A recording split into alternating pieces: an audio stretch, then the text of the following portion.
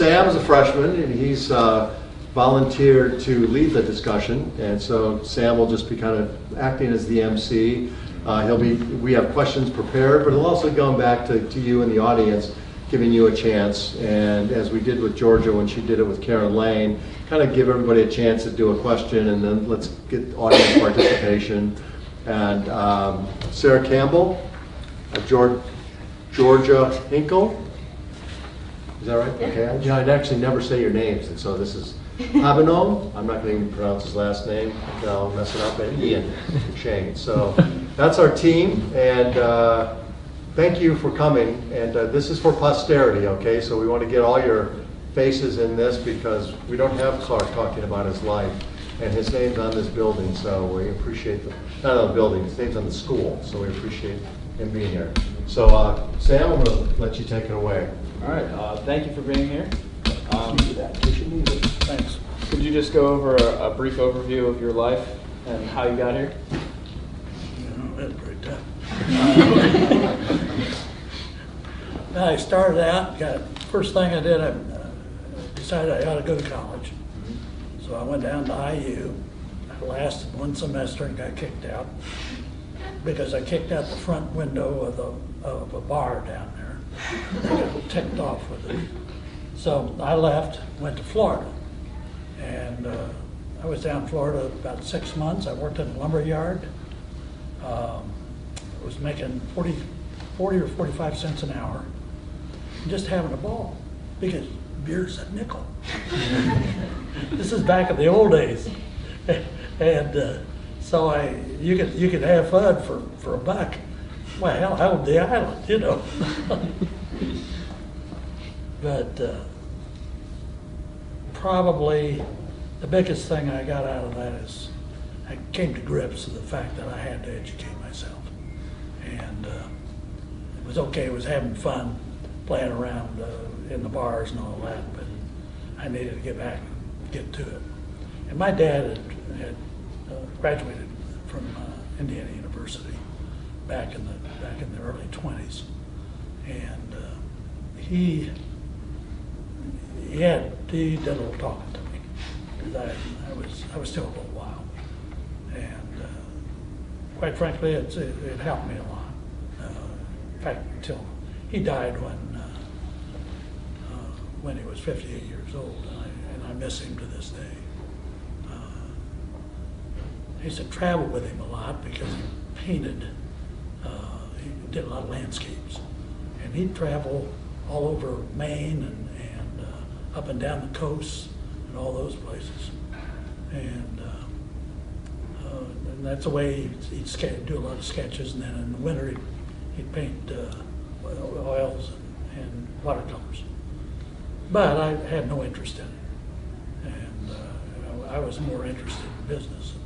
So I went back to IU and stayed with it until I graduated. But I didn't really know what I wanted to do. I got a job in a department store in Crawfordsville called Delacamps, and in there I figured out what I didn't want to do. I was there about 4 or 5 months, and when Christmas came around, I said adios, and I left. And I came to Indianapolis, didn't have a job, had a pregnant wife, and $100 in my pocket. And I came down to Indianapolis, and so I took a job at a place called L. Strauss, which was a men's clothing store downtown. And actually, I kind of liked selling men's clothes. It was kind of interesting, it was kind of fun. But anyway, I worked there over Christmas, and I worked a little bit into the next year. And then I went to a company called William H. Block Company, and they wanted me as a manager. So I'd managed for about a year, and I thought, that's it for me. So I was talking to a guy one day, and he was in the insurance business. And I said, what do you do? And he said, well, we sell insurance. And I said, what kind of insurance? He said, well, we do life insurance. And I said, well, what's the difference between that and all the other kinds of insurance? He said, well, each one of them pay a different. Educated me a little bit. So anyway, he offered me a job to sell life insurance, door to door. So I started out going door to door selling life insurance with people, and I'd work until midnight, a lot of nights. But here I was with a pregnant wife, and I had to earn enough. Well, guess what?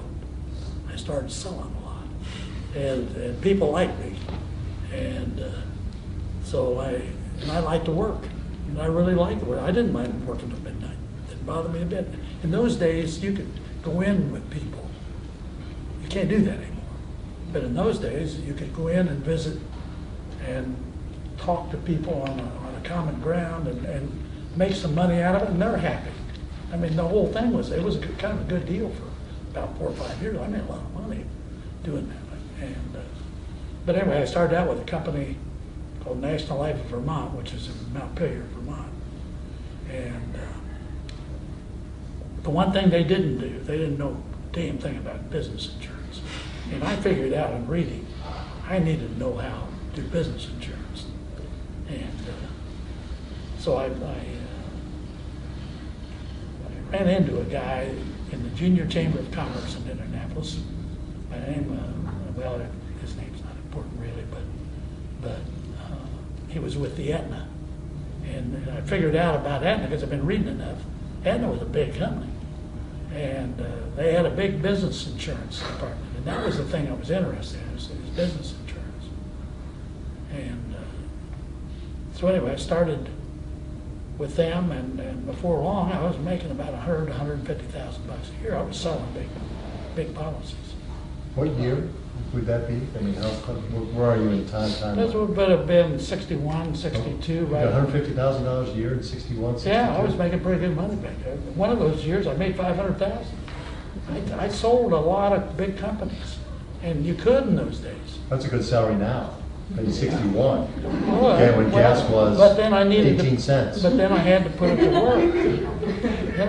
to work.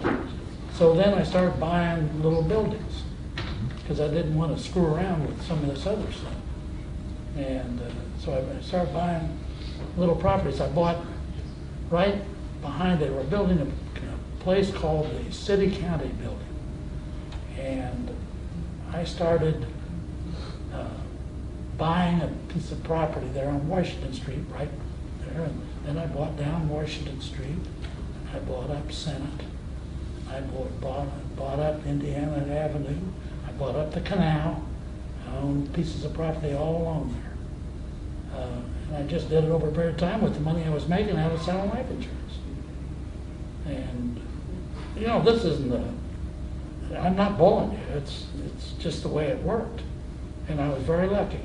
Well, along the way, I'd get into other things too, because I always wanted to see what was going on. And the first thing I got into one time was they came out with a new thing called Porter Johns. So I had a friend that I said, I don't have time for this, but he said, well, let's buy it together. So we bought it together. I had it for a week, and guess what? The guys that we had cleaning the Porter Johns didn't show up. I was out of that mother within 24 hours. I was out of it. And I sold it to a guy, and he ended up being one of the largest Porter John guys in the Middle West. Just like the business, huh? Oh, so, he liked it. But that was an interesting period of my life. I don't know what you want to hear. Hey, go ahead. We've got some more questions. Keep going. Yeah, let's move on to Habanot. Habanot Yeah. will ask you some questions. All right.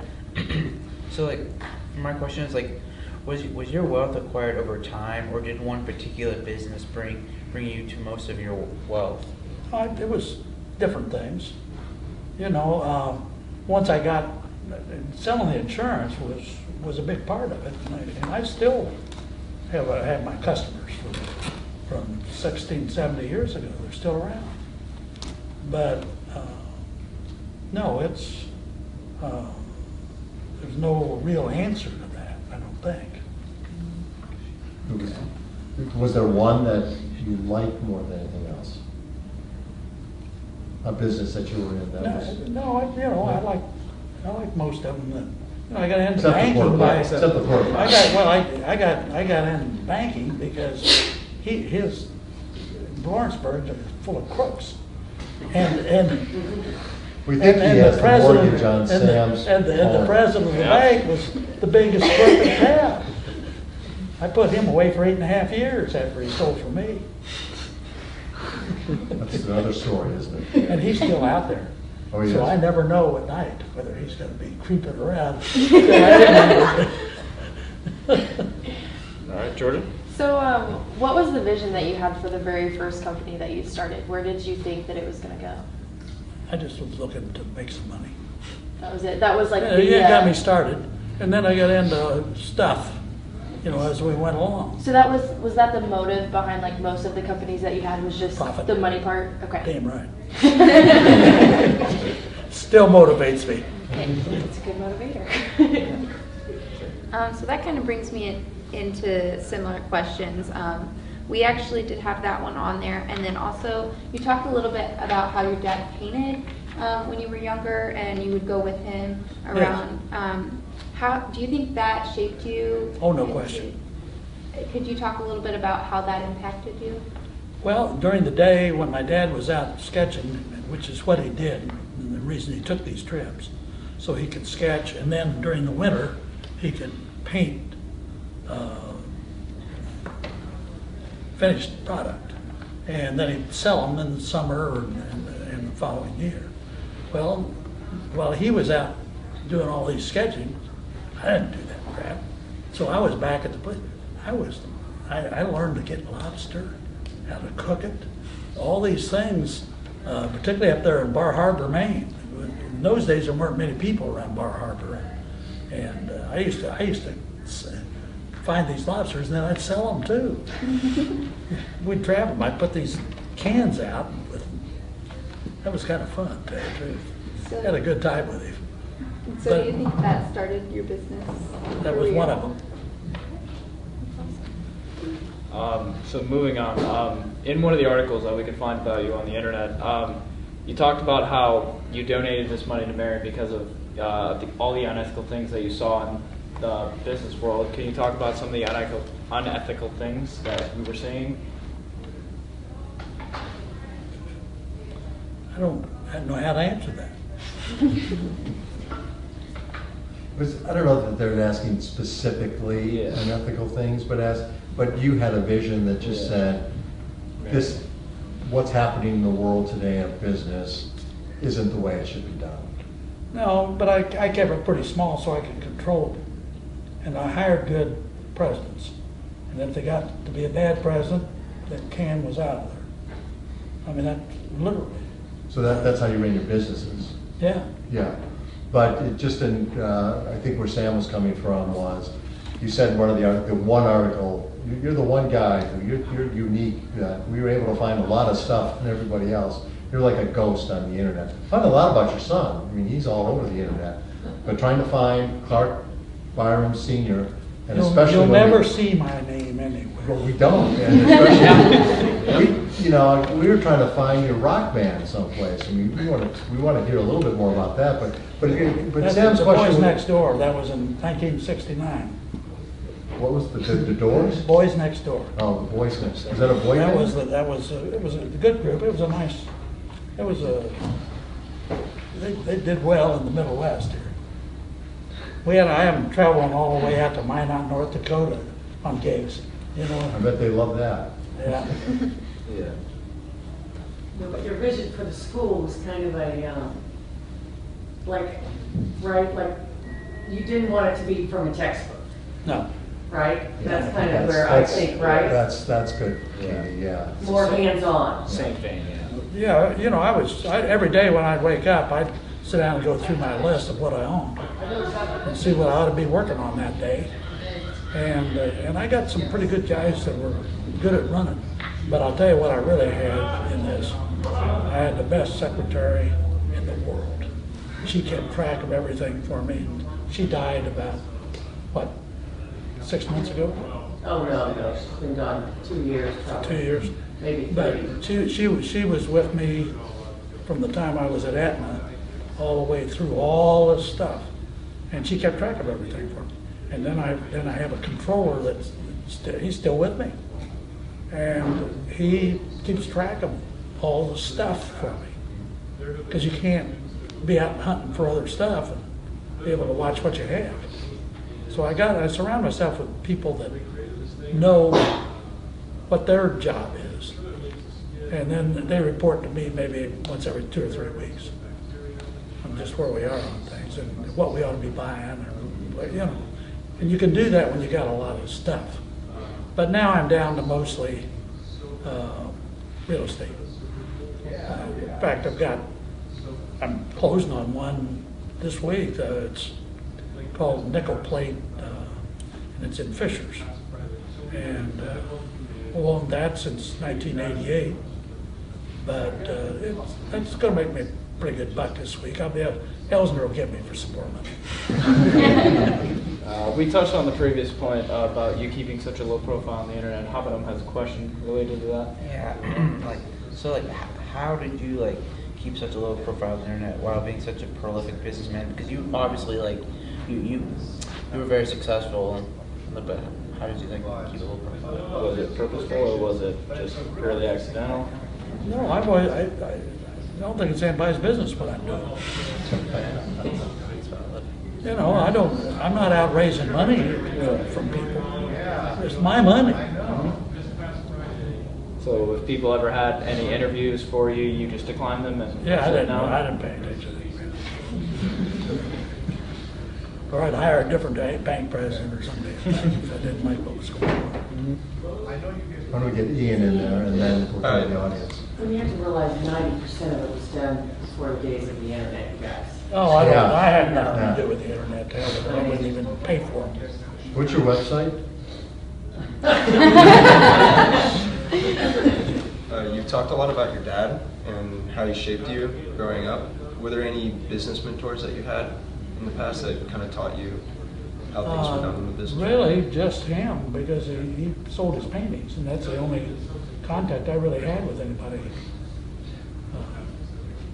I understand your question, Yeah. and that's the only answer I can give you. So, I mean, this is fascinating to me. So even as you went through college, you had some professors, there was nobody you really, Oh, hell no, I was out drinking beer. okay. Maybe a bartender who was a, I was finding out how to make money. but so from the student's perspective, It's you not were- like being in a big environment where everybody's telling you what to do. I've never been in that kind of environment. Yeah. You've always run your own show. I drive her crazy. I can only imagine. I can only imagine. So, but there were people in your life that came up that said, you know, when I got into banking, if so-and-so hadn't helped me, that guy that you sent to jail, his buddy, I would have been, I really needed somebody to show me real estate. I needed somebody, did you figure all that out? How did Yeah. that? Okay. Yeah, Yeah, I still do it. voracious reading. I still do it. Okay. I'm still interested in all this stuff. I'm trying to think what to do next. Because as soon as I sell this thing out there in Fishers, I got a bunch of cash. I want to go do something. Anybody got any ideas? Yeah. Professional paintball. Now that we've done a round of questions, why don't we open up the questions to the floor? I have a question in regards to, so you brought an interesting point up earlier saying how you can't move on if you're still trying to overview what you have, so you let people in place to do that for you, right? Like you found good people to run that for you. Right. Were these people that you knew personally, or did you just kind of wing it with somebody and say, hopefully this person's a good person? Usually I tried to pick up somebody out of the existing business that I was getting. You know, if it was like that building we just sold downtown on Market Street. We've had that since 88 or 89, and we wanted to get out of that, so we sold it. Martha was at Aetna, correct? Martha was originally at Aetna. She was a secretary at Aetna. So You kind of stole her. I stole her out of there. Damn right. Plus the fact I didn't overpay her. Tell them the story about Charlie and Joanne. When you hired Charlie, Oh, Charlie, well, he was, still with it. Charlie was my controller. And he learned every accounting practice I think there is known to man. And he was wonderful. He worked with me. He's still with me. He's learned all the bank accounting, insurance company accounting, real estate accounting, and he's learned it. He goes, if he wants to go out and get into something with me, then I get him into a class so he can learn about it. And I've been doing this with him since, I think he came with me in early 80s, probably 81, 82. But I'm not blowing you any of this. This is just the way I work, and nobody knows where I am. They can't, and nobody can really find me. That's Except Ellsworth. Ellsworth's the only one that knows how to get me. Are there any more questions? If you could give one piece of advice on how to be successful at life, what would it be? Pick good partners and pick good top employees. That's the way you get to be successful. And I think that's probably helped me more than any other thing. Now, I had some interesting guys out of Lawrenceburg, but he's the guy I put away for 8.5 years. I had a question about, so you were a manager for a while, and then you spoke with this life insurance person who got you in at National Life of Vermont. But Right. So you said National Life of Vermont didn't have business insurance, but you learned kind of how the insurance world works, and then you transitioned to Aetna? Or did you see that this company doesn't have this really big portion that you feel is necessary, and so you switched to a company? That's exactly right. What went on there was that they had a quote training program that lasted 5 days up in Montpelier, and so I went to that. And then they wanted me to sell individual insurance. Well, I'd read enough that I wanted to sell business insurance. That's where the dough was. And so they didn't really want to, well, that's when I hooked up with them. They were on the 3rd floor of the 1800 building, and I was on the 5th floor with Mount Pelier, with the Nice Life of Mount Pelier. And so I walked down 2 floors to the Aetna. In fact, my attorney to today is a guy by the name of Bob Wagner. Wagner's got Lewis and Wagner. He's got about 50 good-looking women over at his place. And Keep it. You told me to keep it tame. oh, right. I've already got a strike against me. So. Anybody else? But all these people came from just being out around and necessity. You know, and I dealt with it each time in a different way. I can't give you a formula. But I do know that I did a hell of a lot better when I moved over with the Aetna, because they had a better system of education for me, and taught me business insurance. They taught me pensions, and I didn't mind going out and saying something to somebody all the time. So you mentioned about the big long list you had of everything that you own that you have to manage. What was the longest that list was at one point? Oh God, I hadn't thought about that. That's an interesting question. Well, my guess is I think at one time I probably had, if you count the banks, I had three branches of 3 banks, and one in Culver. What else did I have? I had one in Lawrenceburg. I had one somewhere else.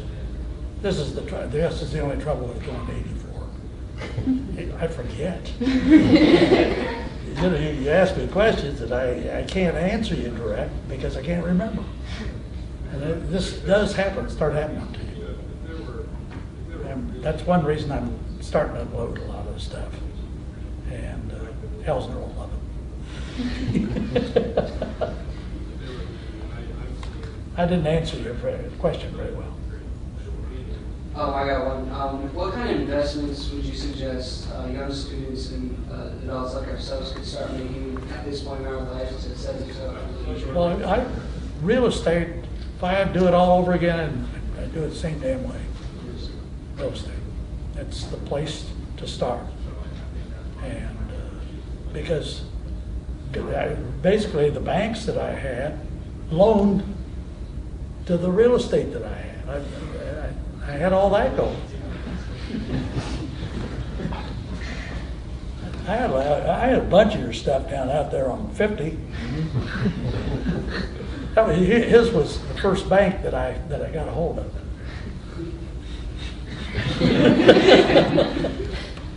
You know, coming off of Aaron's question a little bit, so successful people work on things that are important. How do you? Can you remember when you were coming up through the ranks? Did you write stuff down? Did you think about what you were going to do that day in the shower? Oh yeah, absolutely. I had my whole day planned. Okay, can you take us through that? Just how does that process? Because again, these folks need to understand successful people don't work on things that are unimportant. They delegate that stuff or they just don't do it. And they only work on important things. And I don't know how you... Well, you have to find out what's important. In other words, as I got a prospect, call them prospects. As I got a prospect, I had to find out about what he was thinking. You know, what he want out of his life. You end up thinking for the other. I do the same damn thing in real estate. What does this guy really want out of life? If I'm trying to sell him something, if I'm trying to buy it, then I'm trying to figure out how I want to take it. That really is true. Yeah. And so you're always thinking about what the other... Yeah, well, how's the other guy thinking? Yeah. And would you do trade-offs? So you thought this person was going to be able to make you a lot of money, or you're going to be able to do some business that make you a lot of money, and it's not coming through. And then do you move on to the next person and just say, you know, I got so much time. I'm moving out. And then I'm going to move on. I'm out of here. You know, and that's what you have to be prepared to do. You can't fall in love with something that's not making you any money. Any idea, do you remember what your largest payroll ever was that you had to pay? Well, I didn't have a lot of payroll. No, it was all profit. Okay. So there's a secret right there. We're going to ask about investment. Invest in profit. It's the truth.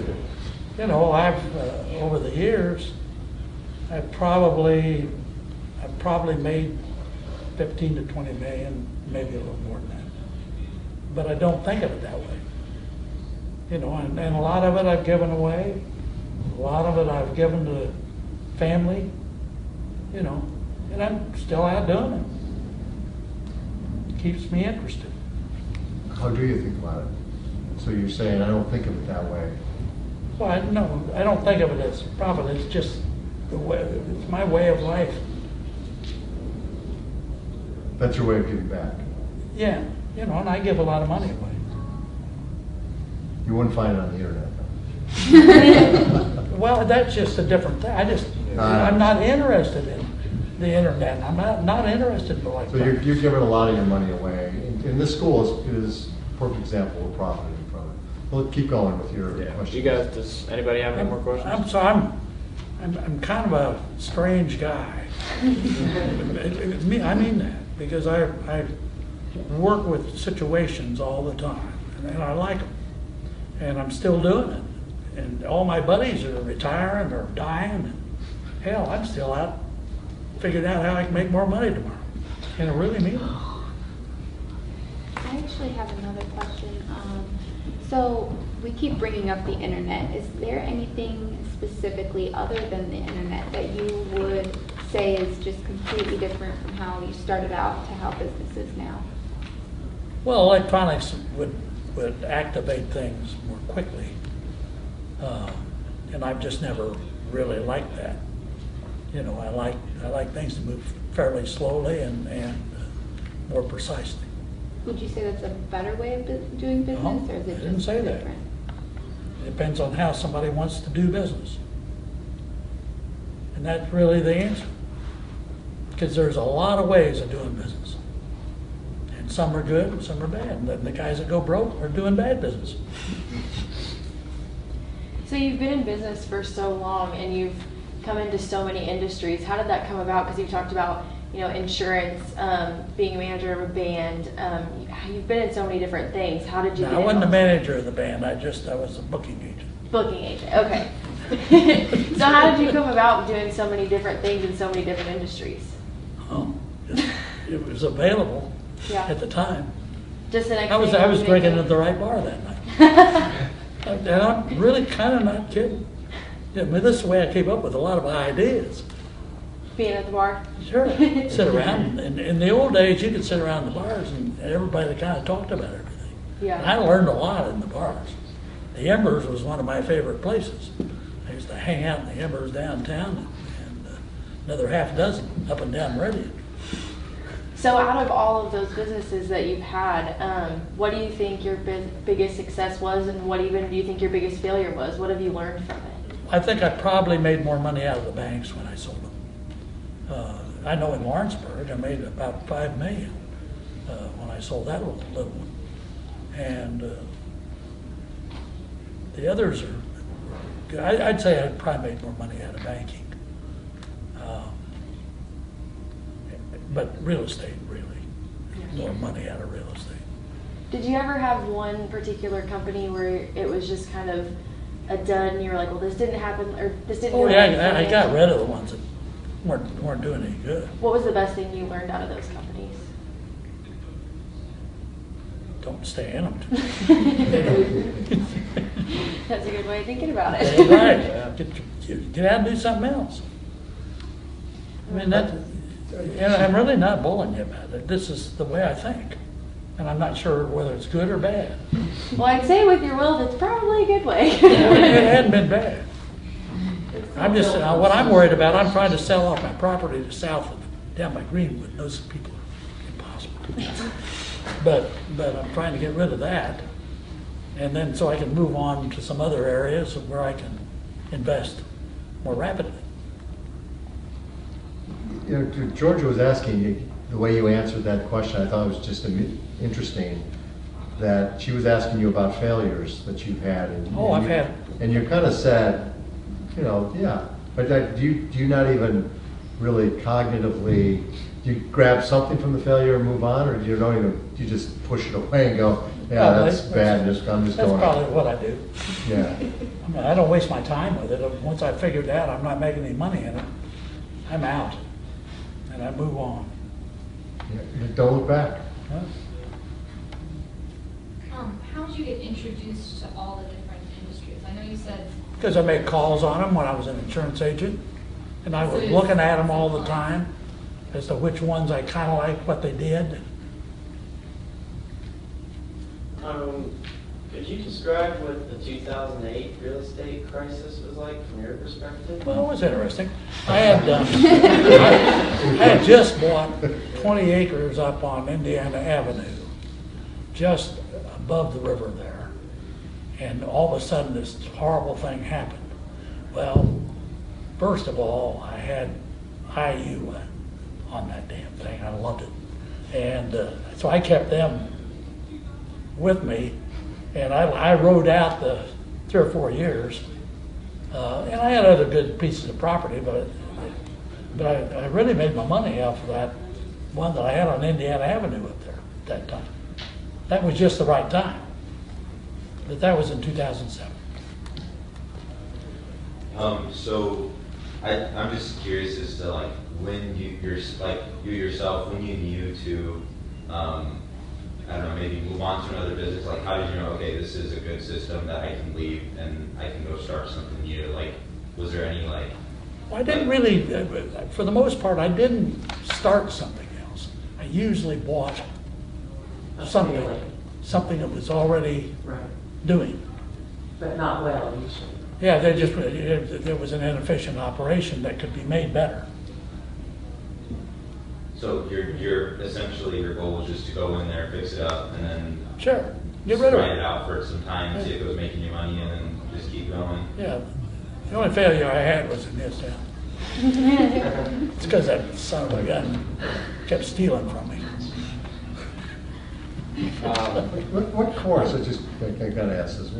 So you would go in and you buy things that are failing, because some companies, some people go in and buy That's things his that are doing forte, really sure. well, and, just, they capitalize it to make it better. You went and you found things that weren't doing well, that you knew you could fix. Right. What was it that how did you? I don't know.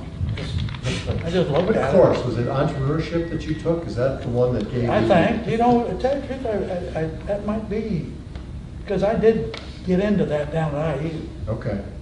and that was kind of interesting. But the thing I liked about it is that you could be in a lot of different businesses and see everything that's going on and know what the hell's happening.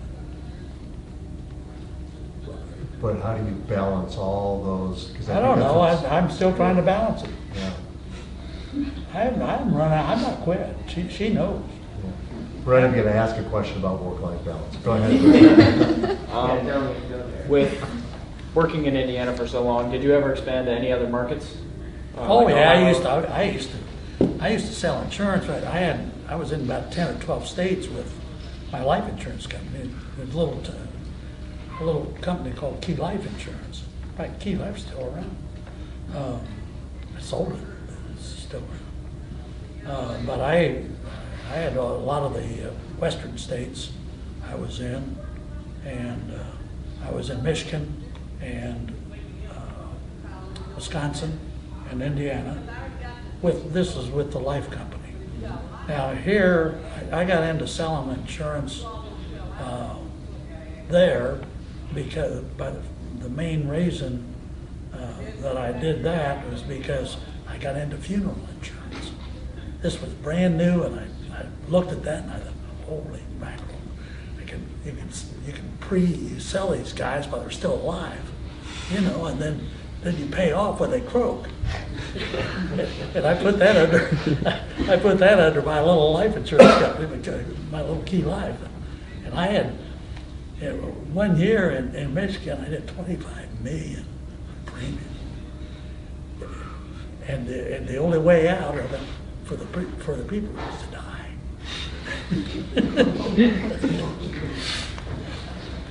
You guys have any other questions? Looking back on your career, I mean, it's still going, obviously. Did you accomplish or did you fulfill what you set out to do? Was there any type of legacy that you wanted to leave behind, or was there one? I never thought about that. No. No, I really didn't. In all honesty. So for the most part, it was Every just, day I just figure out another way of making money. So for the most part, it was just, how can I make money? And you're still working on that, and you're still Yeah. succeeding in that. Yeah. So I She guess you knows are that. fulfilling what you're set out to do. At what point did you reach sort of giving away your money to sort of these philanthropic Well, carefully. Carefully? And I didn't rush right at it. Elsner works on me every day. I'm afraid to pick up the phone when he calls.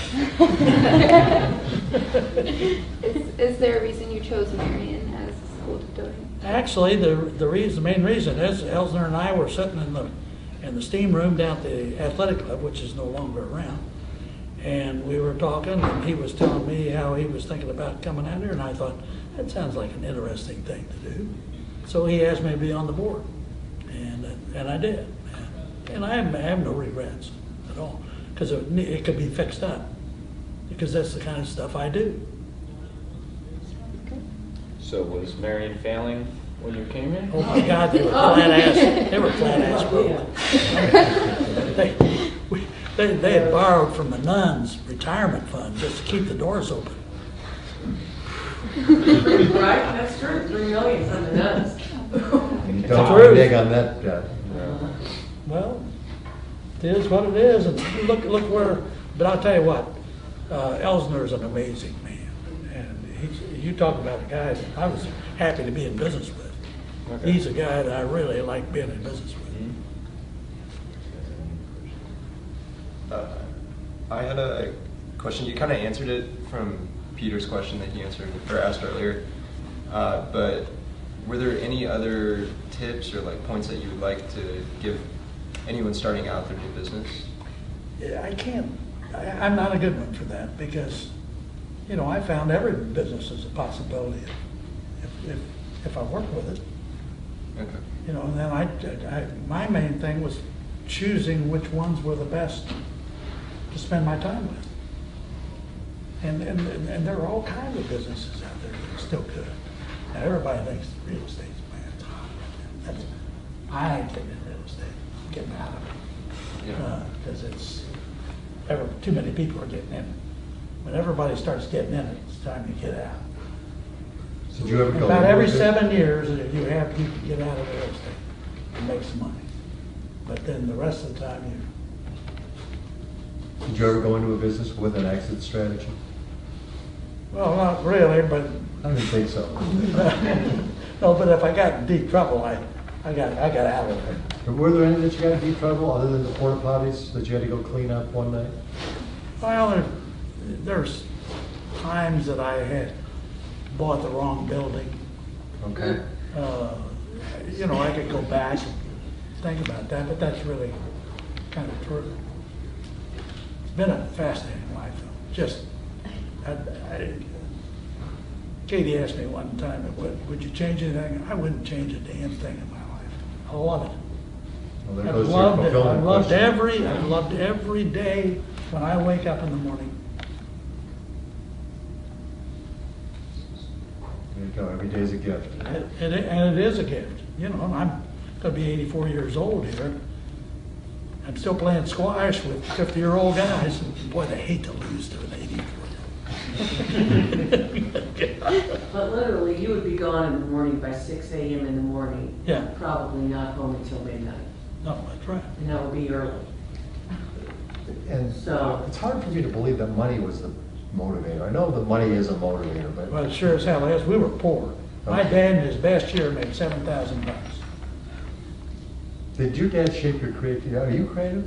Can you paint, and draw, and sketch? Yes, I can. Can you? I used to do a few things when I was young, but I haven't since. I haven't had the time.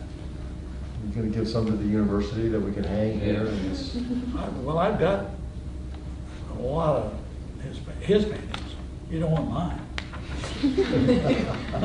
We'll take what we get. Yeah. Are there any more questions from the crowd? None? All right. Well, so you guys exhausted your questions? Yep. Went through them all? Yep. Give us a recap then. So you started off with your life. Just kind of give us some nugget. The last time we talked, you talked a lot about networking. And as you've been talking here, you've been talking a lot. Without saying the word networking, you're hanging out at the Embers, you're hanging out in steam baths with You gotta be where the athletic stuff is club. going. Yeah. How do you network today? Do you have any sense on? It's a different world. I think a lot of people network on computers and things of this. I couldn't care less about a computer. I mean, how do you guys network today? I'm curious. There's sort of like a website called LinkedIn that Okay. prospective companies can come and look at and see your profile, your resume, and all the things that you've done. And that's a very big tool that a lot of us use. I have a question. So do you think the reason why maybe you don't like the internet is particularly because like our networking changed? Like you value face-to-face relationships? I lost my butt on buying a damn computer back in 1967, and I put it in my car because I was going to get things a lot faster. Lost that whole thing. It was in 1967. That was the last time I'd touch a computer, and it was everything was brand new then, But that thing filled up the trunk of my car, and I thought, what the hell do I want this thing here for?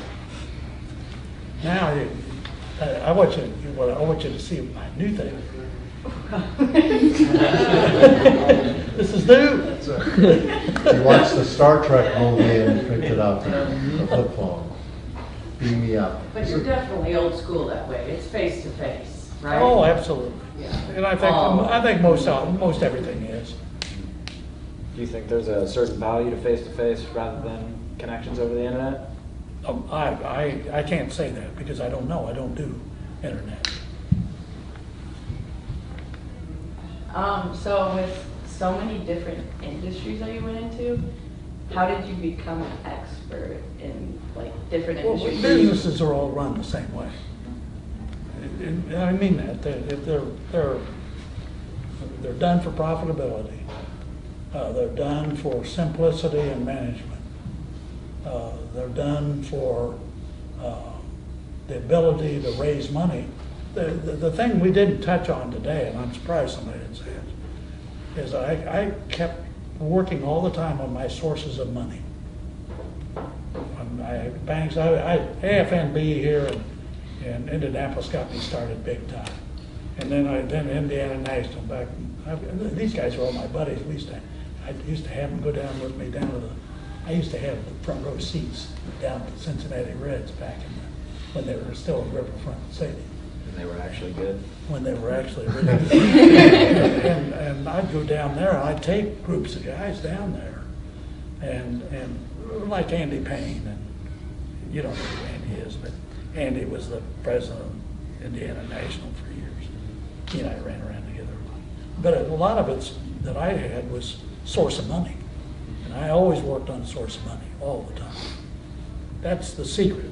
You don't ever wait somebody else. You got to be working on it yourself. Because what you were financing, you needed finance. Sure. Right. You don't want to use your money all the time, right? Yeah, well, I do Your money now. was but- usually tied up, Yeah. right? Right. Why spend your money when you can spend other people's? Yeah, and, well, yeah. Or I just buy the bank. Sounds like something in Monopoly. No, that's Lawrenceburg. Clark, could you do that today? Could people I don't start think you can. banks? I'm not sure that you can. Yeah, that's one area that's regulated. But all of a sudden, there's a lot of little banks popping up here. Are there? Okay. Yeah, that's all of a sudden, and I may get back into the banking business. Well, give us just a little tip. How do you start a bank? What do you do? How do you? Well, first of all, you got to know what the capital requirements are, and then you got to figure out what you're going to have in the way of customers. What are you really seeking? How are you going to serve them? Yeah. How are you going to be different than other banks? Yeah. And then how can you buy more? How can you buy another bank? I mean, how do they do that now? And I don't know. I haven't done it recently. Did you see in the industries you were in, because the industries have been through this, especially any kind of distribution industry has seen it, consolidation, where consolidate, and all of a sudden now, the small guy, it's hard you can't compete, you're not big enough, Right. You can't get buying power, you can't, how did that affect, because you've seen multiples of that over the course of the 60-year business cycle. Well, you don't, you just stay on the peripheral of all that and grab the easy stuff. Don't try to take them head on. Don't try and take them. I don't take them head on. Work around the edge. That's the reason I bought that American State Bank down there. The president was in jail. So what do you think? Would you put Sam in business? No I mean, kidding. he's right from the. He did 8.5 years. Sam, how Stole many years? $3 million from me. Huh? How many years can you do in prison? Would you be okay with 8.5? I'm good. Any other questions? The audience? Thank you very much. Yeah, thank you. I've never Thank sat you and so just much. talked about this. I hope I didn't bore you. You were definitely entertaining. Thank you so So much. thanks.